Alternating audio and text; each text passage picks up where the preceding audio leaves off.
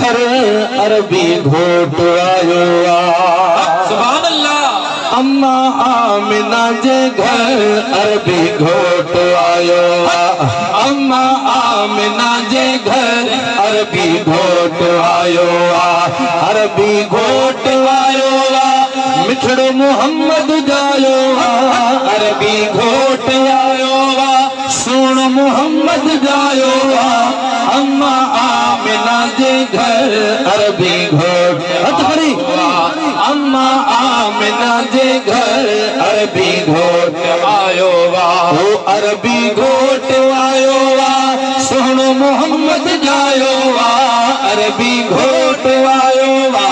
मिठड़ो मोहम्मद जायो अम्मा आमिना जे घर अरबी घोट आयो जादे कादे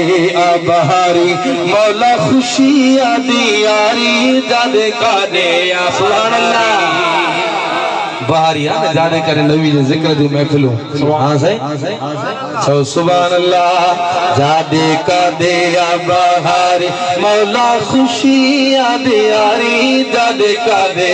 बहारी मौला खुशी आदि यारी अम्मा आमिना जे घर अरबी घोट आयो थकी जाओ आमिना जे घर अरबी घोट आयो अरबी घोट आयो सोनो मोहम्मद जायो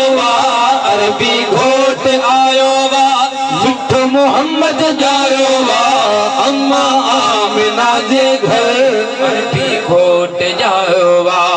उस्ताद आशिक अली बतियूं बल्ब सभई बारियो घर घिटियूं सजायो बतियूं बल्ब अजो बारियो बतियूं बल्ब सभई बारियो घर घिटियूं सजायो बतियूं बल्ब सभई बारियो अजो घिटियूं सजायो अम्मा आमिना जे घर अरबी घोट आयो अम्मा आमिना जे घर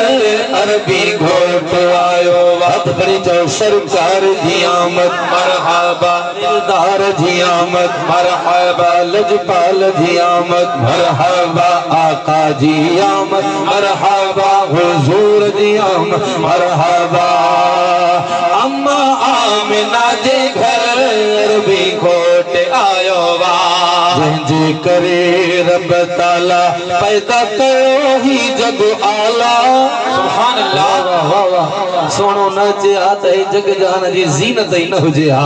हुजूर जे सदके में सब कुछ मिलियो थो हे माल हे दौलत हे बच्चा हे माल हे मिल्कियत हे ज़मीन सुभान अल्लाह कुर्बान आका जे शान तो हथ खड़ी चओ सुभान अल्लाह जंहिंजे करे रब ताला पैदा कयो ही जग आला जंहिंजे करे रब ताला पैदा कयो